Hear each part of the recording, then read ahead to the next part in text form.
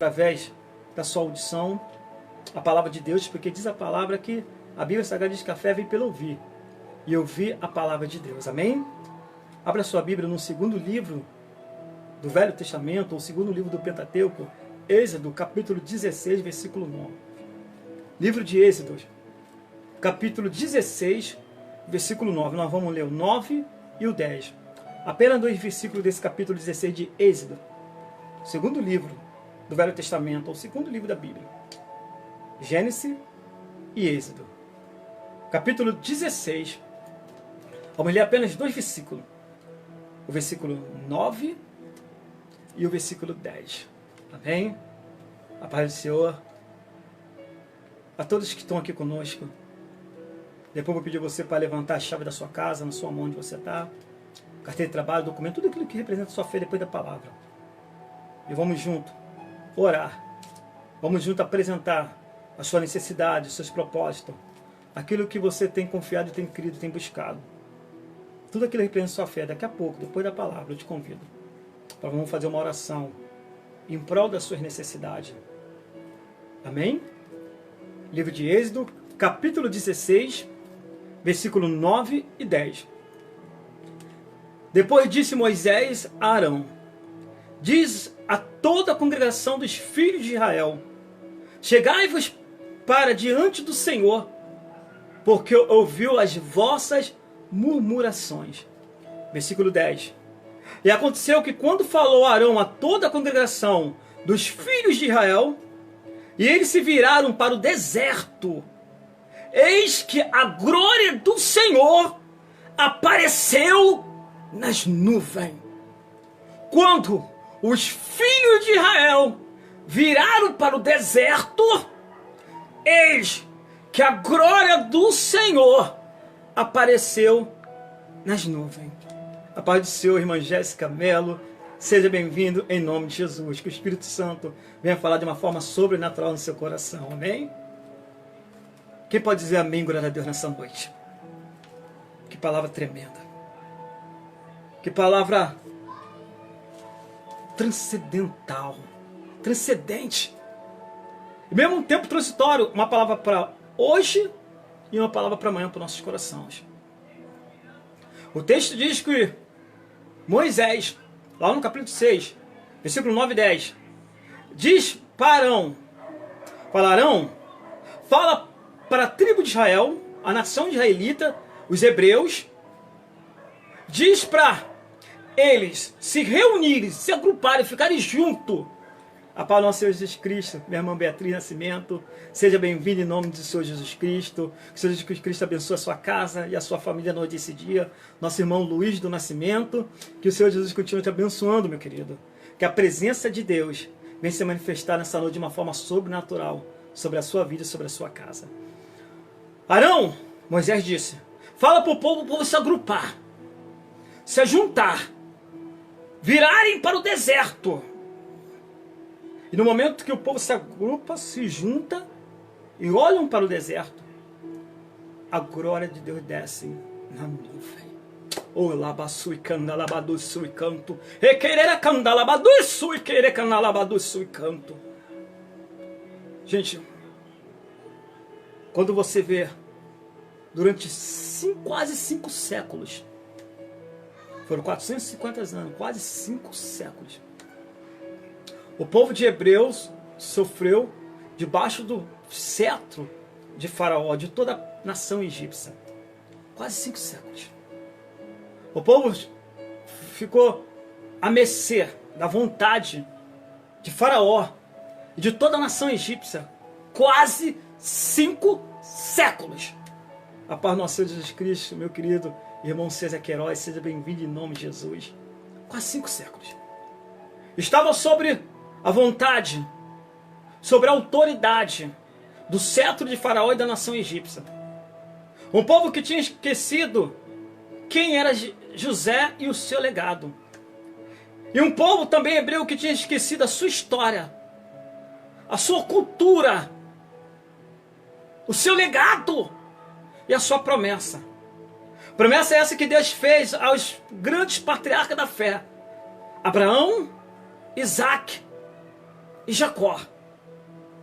Esses três patriarcas que levaram o povo a adorar o Yahvé, ao Deus Todo-Poderoso, ao Deus da promessa, a um Deus que tinha escolhido um povo para ser uma nação eleita, uma nação separada, sobre toda a terra, sobre toda a nação, e sobre esse povo a sua glória viesse resplandecer.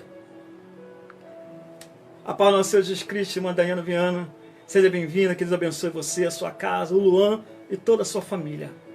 Esse mesmo povo tinha esquecido o seu legado. O povo hebreu tinha esquecido a sua história. O povo hebreu tinha esquecido a sua cultura. Tinha esquecido para que eles existiam, para que Deus tinha escolhido a ele, para que Deus tinha separado, e para que desde Gênesis, se você for ver lá no começo de Gênesis, lá depois do pós-diluviano, ele era uma geração pós-diluviana, depois de Noé. Uma geração conduzida pelos grandes patriarcas, Abraão, Isaac e Jacó. Eles esqueceram tudo isso. E durante quase 5 séculos, estouraram escravo debaixo do cetro de Faraó. Os gregos, eles costumam dizer que o tempo é como o vento, e que o momento do tempo é como tempestade. É a maneira que os gregos têm, como fala sobre o tempo. Eles falam sobre a água, ele simboliza a água como o tempo, o vento como o tempo, e as tempestades como o momento da vida. O povo hebreu tinha passado várias tempestades, tempestade de perda, tempestade de solidão, de tristeza, tempestade de morte. Isso fazia parte da vida deles, cotidiano deles. A história de Abraão, Isaac e Jacó era apenas uma história para os mais velhos, os anciãos contar para os mais novos, para aqueles que cresciam debaixo daqueles contos, debaixo daquela história, debaixo da sua origem, que guardava ainda as lembranças passadas de pai para filho, de filho para pai, que eram um povo escolhido, chamado, que havia uma promessa, mas isso se tornou uma história contada ao longo do tempo dos mais velhos, dos patriarcas para os mais novos. Mas o povo tinha esquecido quem era eles. O maior defeito, o maior problema é quando nós esquecemos quem nós somos. O maior problema é esquecermos por que nós fomos chamados. O maior problema é esquecer por que Deus nos chamou. Qual é o projeto, os planos que Deus tem na nossa vida. Porque muitas das vezes, quando nós estamos de frente a uma tempestade, nós esquecemos quem nós somos. Por que Deus nos chamou? Qual é o propósito de tudo que está acontecendo? Quais os planos? Porque nós esquecemos de tudo isso e esquecemos principalmente das experiências que tivemos ao longo da vida, ao longo da tempestade. Seja bem-vindo, nossa irmã Elisângela, Diaconisa Elisângela. Eu quero que você venha mandar paz para sua casa, para o irmão Eduardo, para o Arthur, para todos que estão aí, para sua mãe, irmã Marinha, para todos em nome de Jesus.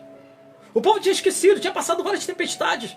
Tempestade da vida, tempestade do tempo, como eu falo que os gregos têm a tempestade como momentos da vida. Porque eles pesam o tempo como se fosse a água, como se fosse o vento. Mas tempestades são momentos, são situações adversas, são momentos difíceis. E o povo hebreu, o povo de Deus, o povo da promessa, o povo que tinha o legado, o povo que tinha o seu nome escrito na mão de Deus, o povo que tinha a promessa de pisar na terra prometida, de ser a grande nação, a nação que refletia a vontade de Deus aqui na terra.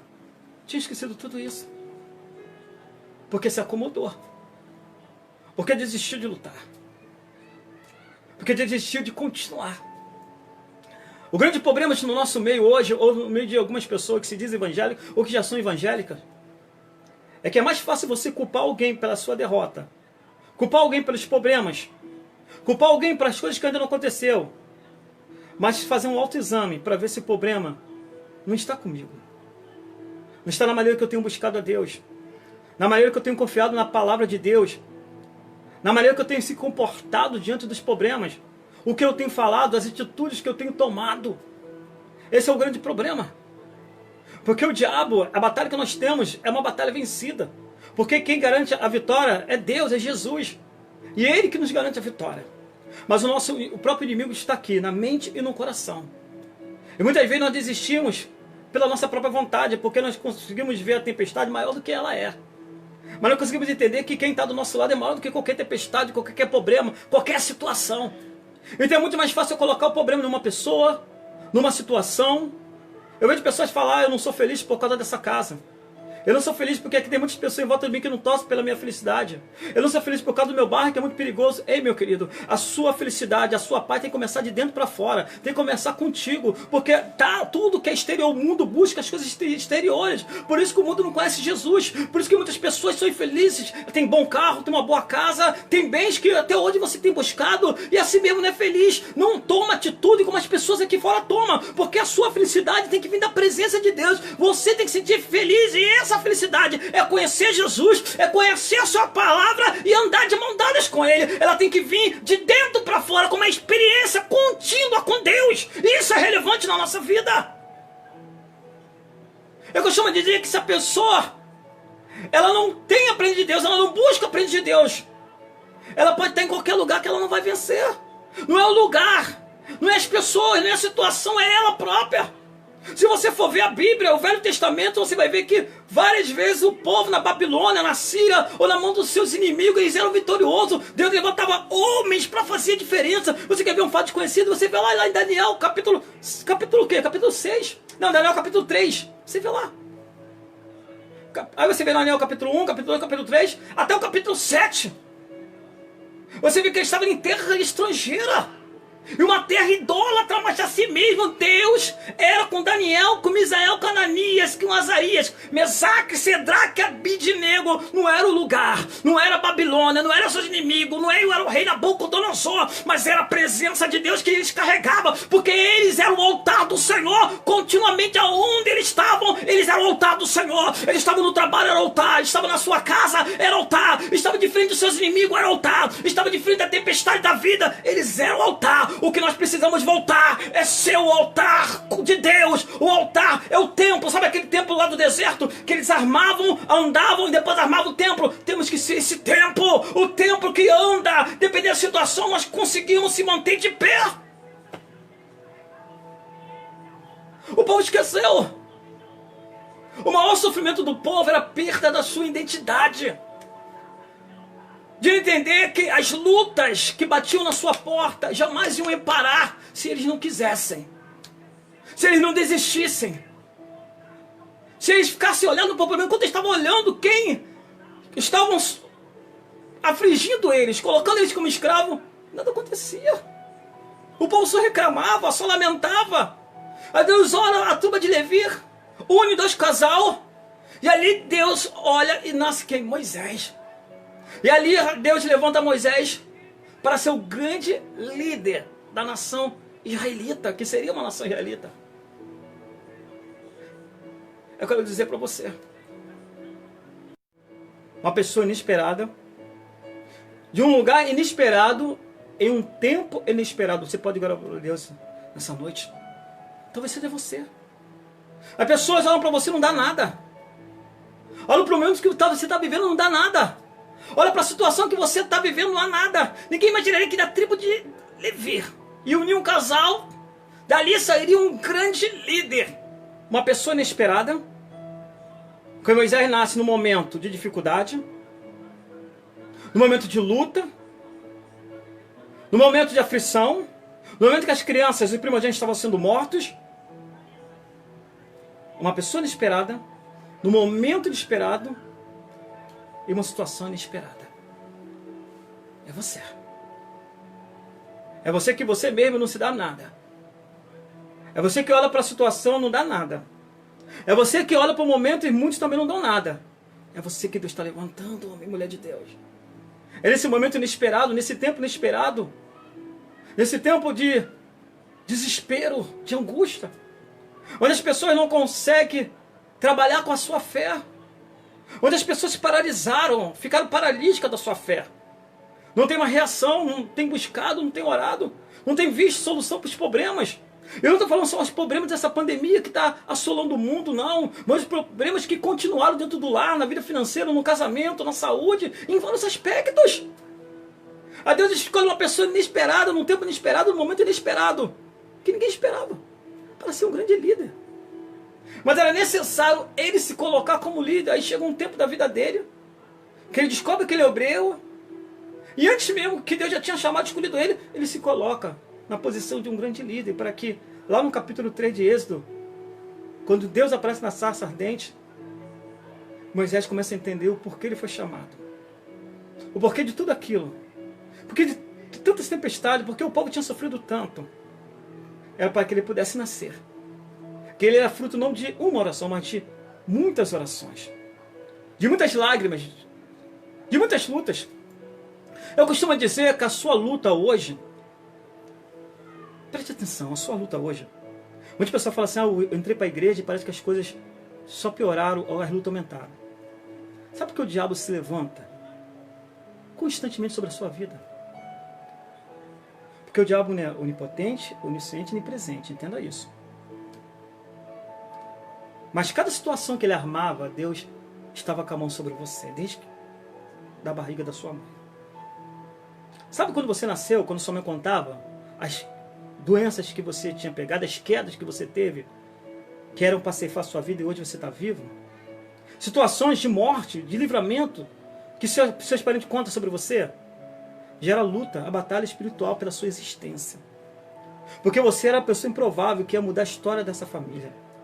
Você era a pessoa improvável que ia nascer num tempo improvável para mudar o currículo, a história dessa casa, desse legado, dessa família. Então a luta que você tem não foi somente porque você está no caminho da fé, porque você está buscando o Senhor, porque você é homem e mulher de Deus, não. É porque você existe. E você existe por um grande propósito. E o propósito é revelado quando você coloca na posição. E quando você coloca na posição, as coisas acontecem, as portas se abrem, as barreiras caem por terra, o milagre acontece. E você passa pela tempestade, glorificando a Deus e olhando somente fixo para a cruz do Calvário, para aquele que te chamou e para aquela grande obra que Ele tem na sua vida.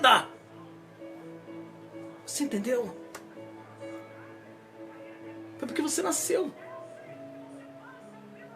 Porque você, como o Salmo 91, você está debaixo da sombra do Onipotente.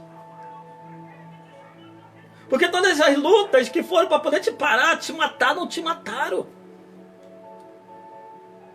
Existe um ditado que é mais para os gregos, e hoje nós usamos muito aqui no Brasil, que diz que aquele que não me mata, me fortalece. Aquilo que era para te matar, foi para te fortalecer. Aquilo que foi para poder te parar, foi para você permanecer, para você continuar. Foi assim com Moisés. Aí ele descobriu que, ao longo de quase 5 séculos, toda a lágrima daquele povo, todo o sofrimento daquele povo, ele era fruto de várias orações.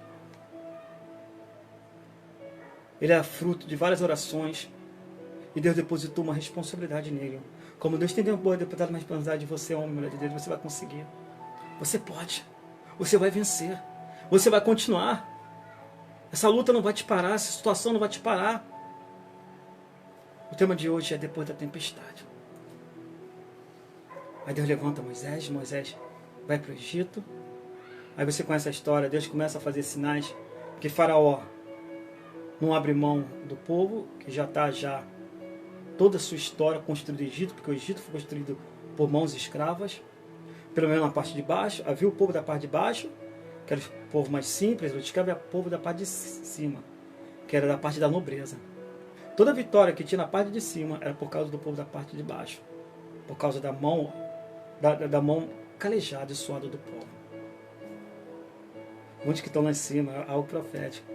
Acho que está lá por causa da sua capacidade, mas não sabe que é o que estão lá nos vales.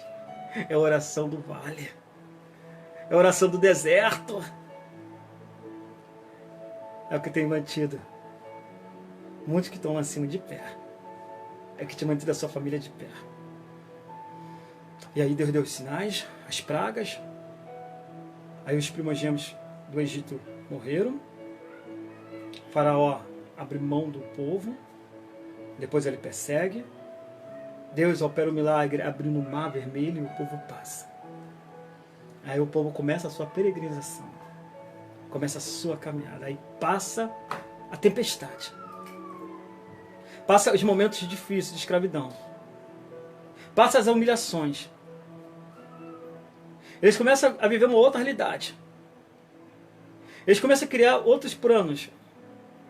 Projetos que eles já não tinham antes.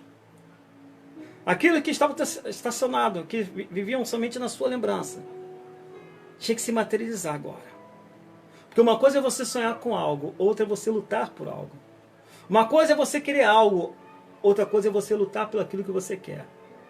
Uma coisa é você orar por algo, mas outra coisa é você crer por aquilo que você está orando.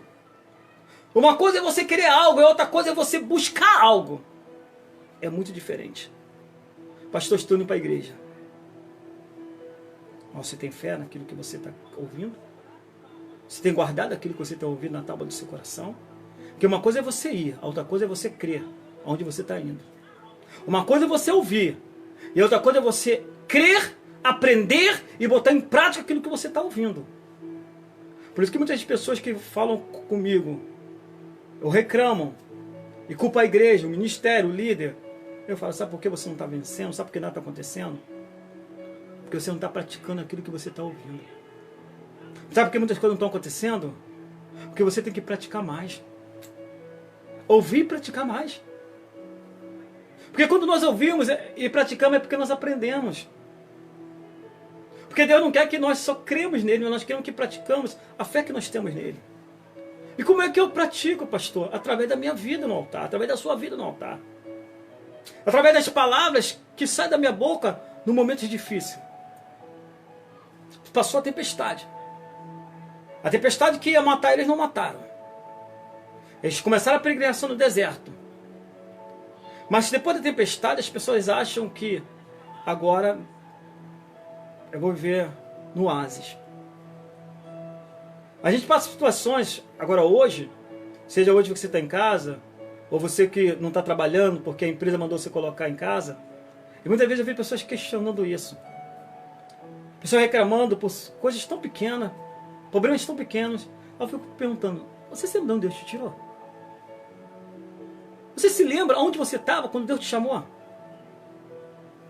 Será que você estaria vivo hoje se não fosse a misericórdia e graça do Senhor sobre a sua vida? Porque muitas vezes reclamamos pela porta que não se abriu ainda. Reclamamos pelo milagre que não aconteceu ainda. Reclamamos pelo que Deus ainda não fez porque nós queremos, mas nem é o que nós queremos, é o que Deus quer. Não é a nossa vontade, mas é a vontade de Deus sobre a nossa vida. Porque nem sempre o que eu quero vai me fazer bem, e é a vontade de Deus. Muitas vezes nós queremos olhar para trás. Nós queremos olhar para o lado, olhar para quem tem ou quem não tem. Esquecemos aquilo que Deus já fez. O povo estava no deserto. Só que teve um momento que veio a sede. E da sede veio a fome. E depois da primeira tempestade, no primeiro momento, passou uma grande tempestade. E naquele momento que elas para se reestruturarem e ser grato. Eu estou com sede, mas eu estou vivo.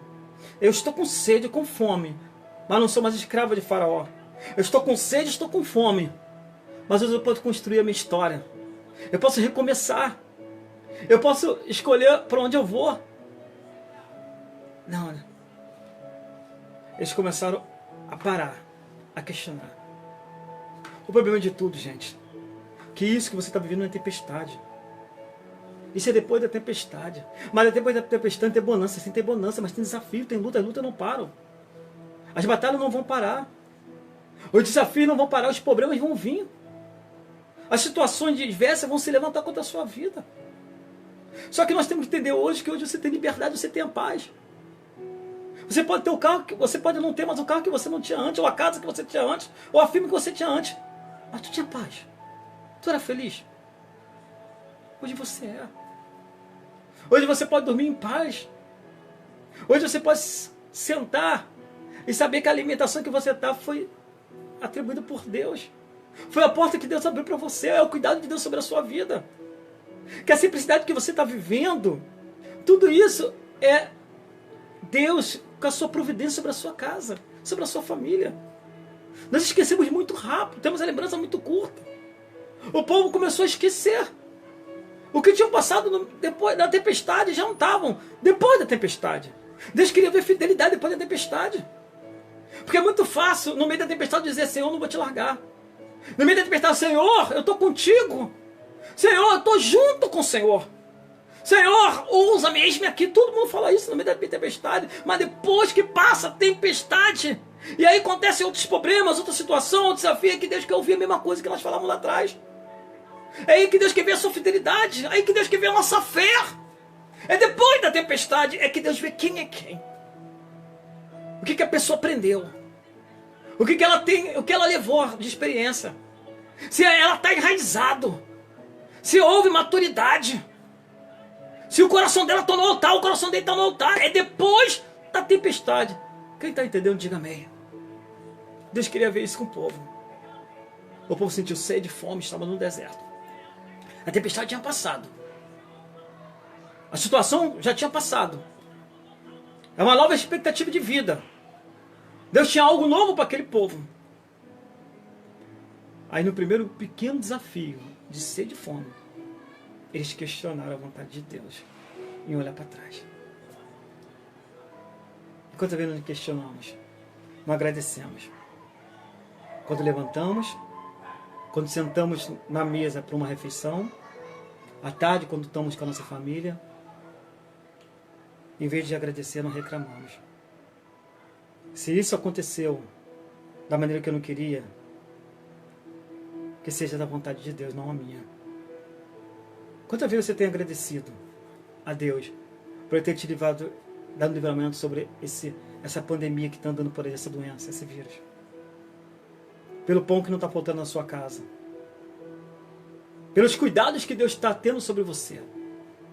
A Pai nosso Senhor Jesus Cristo, minha prima Sheila Melo, diaconisa, missionária, mulher de Deus. Que Deus abençoe minha prima, minha irmã. Que Deus continue abençoando você, a sua casa, o Rômulo. Venha abençoar a Ketri, venha abençoar os meninos. Venha abençoar a sua casa, mulher de Deus. Aí, depois da tempestade, que Deus quer ver quem é quem. Quem é servo, quem é igreja. Hoje está na moda aquela frase, junto e misturado. Ei, Jesus não está misturado com nada não. Jesus é puro. Jesus é puro. Misturado estão as coisas do mundo, que você não consegue separar o que é bom e o que é mal. Tudo é igual. Você é puro, você não está junto e misturado não. Jesus está no controle, Jesus está na direção. Ou a pessoa está contigo ou não está. Ou está do seu lado ou não está. Ou é seu irmão ou não é. Ou é servo ou não é. Ou é crente ou não é. Ou é luz ou é trevas. Ou é sal ou não é. Você está separado. É depois da tempestade que aí Deus fala para Moisés, fala para não. Manda o povo parar agora. Aí Deus transforma a água amarga. Deus dá água para o povo. Aí Deus prepara o povo para poder receber pão. Aí Deus manda o povo parar, prepara o povo. Mas primeiro junta todo mundo. Se passou a tempestade já. Agora eu vi. Deus falando para Moisés. Agora você quem é quem? Manda juntar o povo, junta todo mundo. Era uma nação, manda juntar todo mundo. A paz do nosso Senhor Jesus Cristo, irmão Estevam Pérez. Amém, meu querido. Eu vou estar orando sim, amém? Daqui a pouco vamos estar levantando o clamor. E cremos que Deus é contigo. E Ele tem ouvido a sua petição. A Bíblia fala que antes mesmo de abrir a nossa própria boca, o Senhor sabe naquilo que nós vamos pedir. Porque Ele nos sonda. E hoje é dia do Senhor entrar com providência na sua vida, eu creio. Porque tudo começa com o nosso coração, amém? E aí Deus manda, através de Moisés, manda o povo parar. Engraçado que Deus não manda o povo olhar para frente, para a direção que eles estão caminhando. Não. Não manda o povo olhar para a direção, não. Você está caminhando, deserto, você está no deserto. O deserto só tem uma direção. A sombra é a sua bússola. Ela fica te rodeando por causa da posição do sol. O deserto de dia é 50 graus, a sombra, e à noite é 0 grau de frio. De dia tem os inimigos, os coiotes, os lobos, e à noite tem a serpente, as cobras, os escorpiões. Então estão vivendo constantemente, fora a tempestade de areia, que tem constantemente no deserto. Então eles estão sendo guiados pelo líder de Moisés. Aí Deus para, não manda eles olhar para frente, agora manda o povo virar. Olha para o deserto.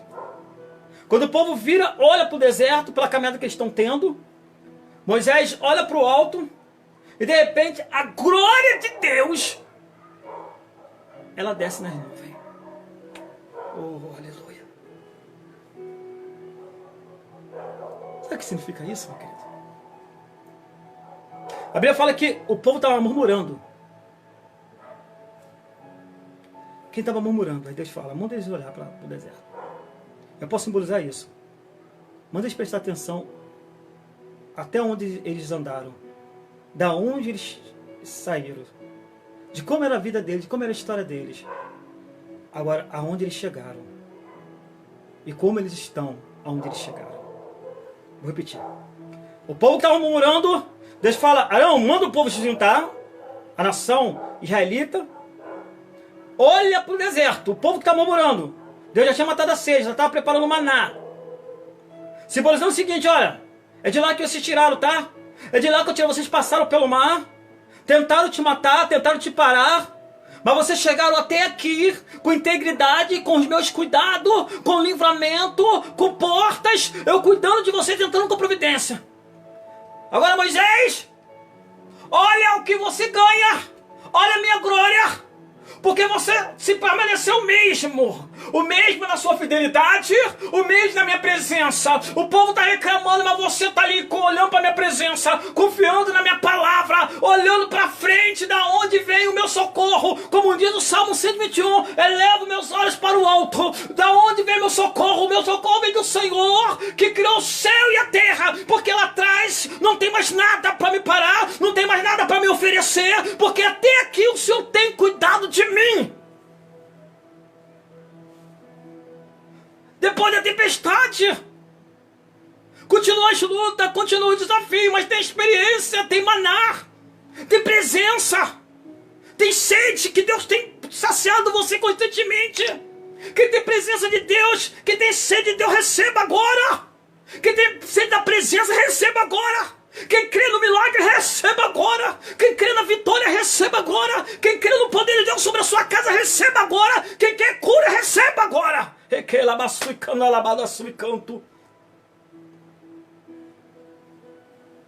te tirou de lá. Ele tem cuidado de você até agora. Você passou por vários desertos da vida que era para você não estar vivo, que era para você não estar de pé, que era para sua família não estar junto, que era para o seu casamento ter acabado, era para alguém da sua família ter ido para as drogas, mas o Senhor tem guardado você até agora, passou pela tempestade, pelas dificuldades da vida até agora, e o mesmo Deus que começou a boa obra é fiel em terminar contigo até o fim, porque o que Ele prometeu, Ele vai cumprir. Ele vai cumprir. Mas para que isso venha acontecer, que os seus olhos e seu coração, eles têm que estar fixos na glória de Deus, que vem da sua presença, o socorro que vem do alto, a promessa que vem do alto, a esperança que vem do alto, que você venha estar fixo para frente, olhando para frente. A tempestade não vai te matar. Não é o lugar que você mora que vai impedir de Deus realizar seus sonhos. Não são as pessoas que estão em volta de você que vai impedir de Deus realizar os projetos que tem na sua vida. Não é aqueles que se levantam contigo que vai impedir que Deus venha cumprir a promessa que tem na sua vida. Mas você tem que crer. Você tem que continuar. Você tem que permanecer. Você tem que estar firme. Pararam. Oraram para o deserto. A glória desceu. E aí Deus enviou maná. E alimentou a sede do povo. Alimentou a fome do povo. Mas teve presença de Deus. Teve providência de Deus. Você já passou por vários desertos, homem e mulher de Deus. Isso que você está vivendo não é um deserto. É o momento de passar por um deserto. Não é uma tempestade. A tempestade pior que você vivia quando você não conhecia Jesus. Quando você não entendia os planos que Ele tinha para a sua vida. Hoje é diferente. Você passou pela tempestade, por furacão, maremotos. Esse deserto, isso faz parte da história, faz parte da vida, faz parte do ciclo de crescimento de todo ser